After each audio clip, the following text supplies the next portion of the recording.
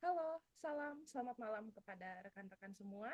Perkenalkan, saya Tiara Putri Setiawan dengan NIM 2502033405 dan juga rekan satu kelompok saya. Saya Anggito Abimanyu Setio dengan NIM 25019844146. Baik, kami berdua dari jurusan Business Law Binus University. Pada kesempatan kali ini, kami berdua akan mempresentasikan hasil karya digital konten kami yang memiliki tema education yang berjudul Hak Pengelolaan Tanah Ulayat Masyarakat Hukum Adat untuk Kepentingan Investasi. Yang pertama itu kita memahami konsep mengenai hak pengelolaan tanah ulayat dalam masyarakat hukum adat. Yang kedua itu kita menjelaskan bagaimana peran tanah ulayat dalam aspek investasi dan juga aspek pembangunan ekonomi.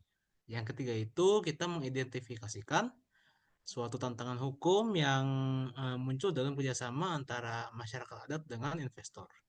Dan yang keempat itu kita memahami regulasi atau dasar hukum yang mengatur mengenai pelindungan hak adat dalam investasi. Yang kelima itu kita mengusulkan solusi untuk menjaga suatu keadilan sosial dan keberlanjutan dalam penggunaan tanah ulayat. Konsep hak pengelolaan tanah ulayat. Apa sih hak pengelolaan tanah ulayat itu? Hak pengelolaan tanah ulayat itu merupakan hak yang dimiliki oleh masyarakat hukum adat yang bertujuan untuk mengelola dan menggunakan tanah yang mereka warisi secara turun-temurun. Nah, ciri-cirinya itu seperti apa sih? Yang pertama itu bersifat kolektif, bukan individu. Yang kedua itu dikelola berdasarkan tradisi ataupun adat istiadat masyarakat adat. Dan yang ketiga itu tanah wilayah tidak dapat diperjualbelikan atau dialihkan kepada pihak luar tanpa adanya persetujuan dari masyarakat adat. Nah, untuk regulasi yang mengatur tanah wilayah itu ada pasal 18B Undang-Undang 1945. Yang kedua itu Undang-Undang Pokok Agraria Nomor 5 Tahun 1960.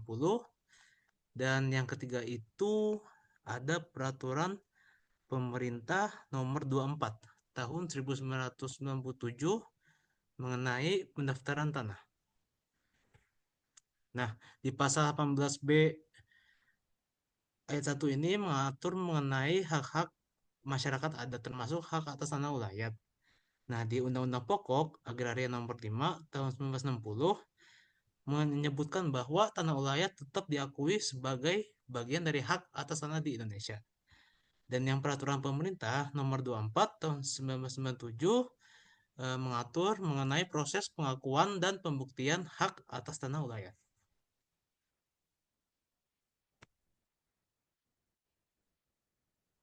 Nah, untuk kepentingan investasi dalam pengelolaan tanah ulayat itu ada investasi di sektor pertanian dan kehutanan. Nah, investasi ini melibatkan pemanfaatan tanah ulayat untuk tanaman komoditas, perkebunan, ataupun kehutanan. Nah, yang kedua ini industri, infrastruktur, dan energi. Nah, pembangunan infrastruktur atau eksploitasi sumber daya alam di tanah yang dikelola oleh masyarakat adat. Ya, dan yang ketiga itu kepentingan ekonomi. Nah, masyarakat adat ini dapat menerima manfaat ekonomi dari investasi yang dilakukan di tanah mereka. Namun dengan mempertimbangkan hak-hak adat atau kepercayaan mereka. Nah, peran tanah ulayat dalam investasi itu yang pertama itu perannya dalam penyediaan sumber daya alam. Tanah ulayat seringkali kaya akan sumber daya alam yang dibutuhkan untuk suatu investasi, seperti sumber daya mineral, hutan, dan juga lahan pertanian. Dan yang kedua itu perannya dalam kesejahteraan masyarakat adat. Nah, tanah ulayat ini dikelola dengan benar yang dapat mendatangkan suatu manfaat ekonomi bagi masyarakat adat seperti pendapatan dari sewa tanah, royalti, ataupun bagian dari keuntungan investasi tersebut. Nah, untuk tantangan-tantangan dalam pengelolaan tanah ulayat untuk berinvestasi itu adanya suatu konflik tanah. Nah, pertentangan antara hak pengelolaan masyarakat adat dan juga izin usaha yang diberikan oleh pemerintah atau investor. Dan yang kedua itu kesenjangan pengetahuan. Nah, masyarakat adat mungkin kurang memiliki pemahaman hukum mengenai hak mereka terkait dengan investasi. Nah, untuk yang ketiga itu perlindungan hak pada masyarakat adat. Tantangan dalam memastikan hak-hak masyarakat adat dapat terlindungi saat berhadapan dengan kepentingan investasi yang bersifat besar. Dan yang terakhir yaitu penyalahgunaan kekuasaan. Adanya investor ataupun pihak ketiga yang tidak menghargai hak adat dapat menyebabkan eksploitasi tanah secara tidak adil. Selanjutnya mengenai regulasi perlindungan hak masyarakat hukum adat. Di sini ada 3 regulasi. Yang pertama itu Undang-Undang Nomor 6 Tahun 2014 tentang Desa yang menyebutkan pentingnya perlindungan terhadap masyarakat adat dan juga tanah ulayat. Yang kedua, Undang-Undang Nomor 21 Tahun 2001 tentang Otonomi Khusus Provinsi Papua yang mengatur pengakuan hak masyarakat adat di Papua termasuk tanah ulayat. Dan yang ketiga yaitu Peraturan Pemerintah Nomor 60 Tahun 2014 tentang perlindungan dan pengelolaan tanah ulayat yang memberikan pedoman bagi pengelolaan tanah ulayat dengan melibatkan masyarakat adat dalam setiap kebijakan terkait penggunaan tanah mereka. Berikut merupakan cuplikan tayangan video saat kasus terkait sengketa pengelolaan tanah ulayat untuk kepentingan investasi perkebunan kelapa sawit antara warga Amotei dengan PT Papua Berkat Pangan. Masyarakat adat khususnya marga Amotei dengan tegas menyatakan penolakan mereka terhadap kehadiran rencana ekspansi dari kelapa sawit. Saya akan berikan kesempatan langsung kepada para pemilik hak ulayat untuk menyatakan sikap mereka supaya bisa didengar oleh pemerintah Kabupaten Bovendigul, bisa didengar oleh OPD terkait, bisa didengar oleh pemerintah Provinsi Papua Selatan, bisa didengar oleh kementerian terkait. Dalam hal ini adalah Kementerian Lingkungan Hidup, Kementerian Kehutanan, dan semua kementerian yang terkait. Dan juga yang paling penting adalah kepada Presiden Republik Indonesia. Dari saya marga Amote, tetap saya tegas untuk menolak perusahaan PT Papua Berkat Pangan. Ini memang saya tolak dengan tegas karena hutan ini berkat dari Maha Kuasa yang memberikan kepada kami untuk hidup dan berkembang biak sampai dengan anak cucu. Saya tidak bisa hilangkan hutan ini. Kalau hutan ini tidak ada, pasti kami juga punah.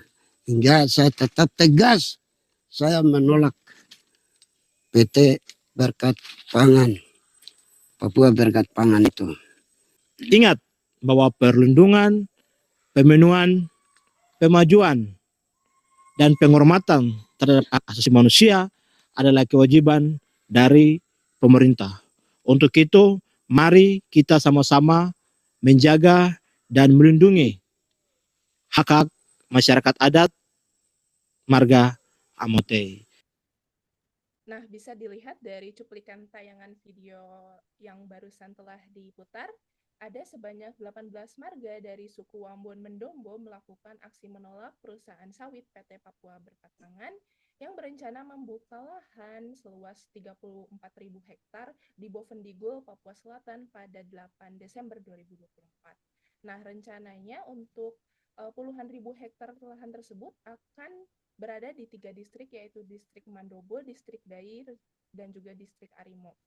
Aksi penolakan tersebut diadakan di Kampung Patriot distrik Arimo, yang mana 18 marga pemilik hak ulayat yang melakukan penolakan tersebut adalah marga Amotei, Gunumap, Oklamok, Malek, Ulat, Bujok, Telop, Kangin, Kukumarop, Makulop, Butiop, Bandiom, Guam, Agirop, Wandadege, Tawi, Teirop, dan juga Gainerop. Mereka melakukan penolakan rencana investasi perkebunan kelapa sawit PT Papua Berkat Pangan di seluruh wilayah adat suku Wambon atau Mendobo, yang mana penolakan itu dikarenakan masyarakat menilai pembukaan lahan sawit skala luas itu akan merusak hutan tanah, dan semua sumber penghidupan mereka.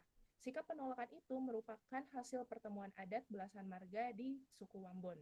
Dalam aksi tersebut, warga meminta Kementerian Investasi dan juga pemerintah daerah terkait segera melakukan koordinasi antar instansi untuk menindaklanjuti penolakan warga atas izin perkebunan sawit PT Papua Berkat Pangan. Nah, untuk solusi dan juga rekomendasi yang dapat kami berikan, yaitu yang pertama, peningkatan edukasi hukum untuk masyarakat adat, agar mereka mengetahui hak-hak mereka dalam konteks investasi.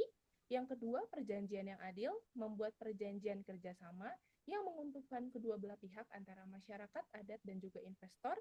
Yang ketiga, pengawasan dan penegakan hukum, peran pemerintah dalam mengawasi pelaksanaan investasi dan perlindungan hak masyarakat adat.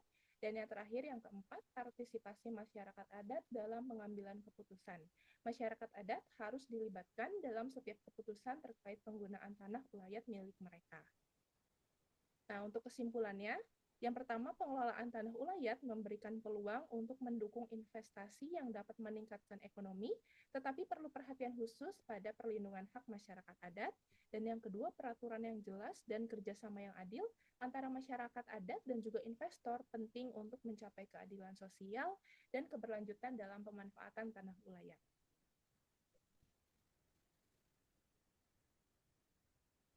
Berikut adalah daftar referensi yang kami gunakan.